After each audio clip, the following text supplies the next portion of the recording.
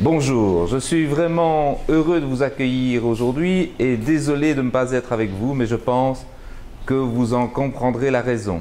Ce qui m'éloigne de vous physiquement, c'est un voyage au Maroc où avec des entreprises mais aussi des universités, nous allons voir ce qui se passe là-bas, découvrir un marché que beaucoup d'entreprises connaissent déjà, mais le Maroc bouge beaucoup et donc faire de la veille économique, c'est de l'intelligence stratégique.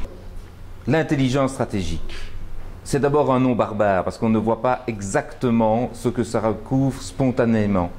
Et pourtant, il faudrait vraiment se dire, et votre présence aujourd'hui en est le témoignage, qu'il faut faire de l'intelligence stratégique, c'est-à-dire faire de manière ordonnée et cohérente la découverte d'informations, la protection d'informations, le développement de la culture de décision, tous éléments qui sont aujourd'hui dans la compétitivité extrêmement importants et qui pourtant sont faits encore trop souvent de manière aléatoire.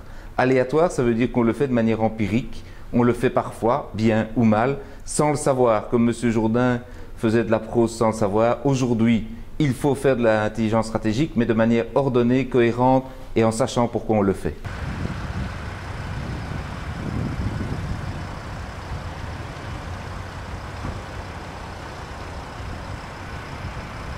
Alors, nous parlons d'intelligence stratégique, mais un exemple vaut beaucoup mieux qu'un long discours. Monsieur de Bény, vous avez suivi un séminaire et une formation en intelligence stratégique. Qu'est-ce que cela a apporté à vous personnellement et à votre entreprise ? Alors la formation était vraiment très intéressante à tout point de vue et surtout pour structurer vraiment, parce que tout décideur et tout entrepreneur fait un petit peu d'intelligence stratégique comme vous l'avez dit.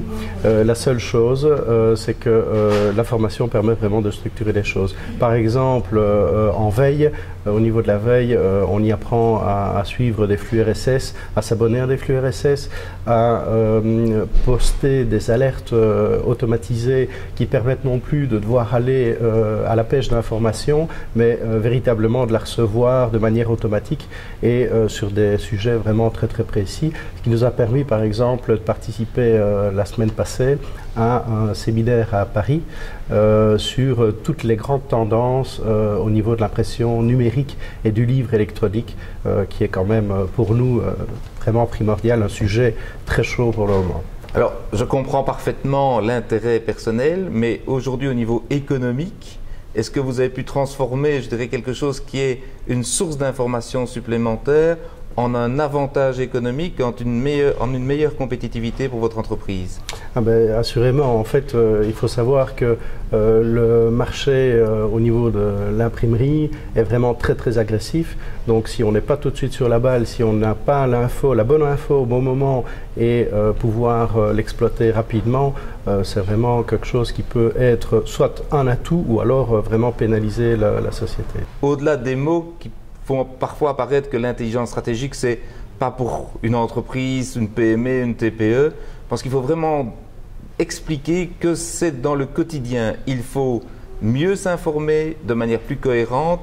Il faut aussi protéger son entreprise de l'intrusion externe, comment protéger ce que l'on sait en termes de compétitivité, et il faut en faire un processus de décision collectif.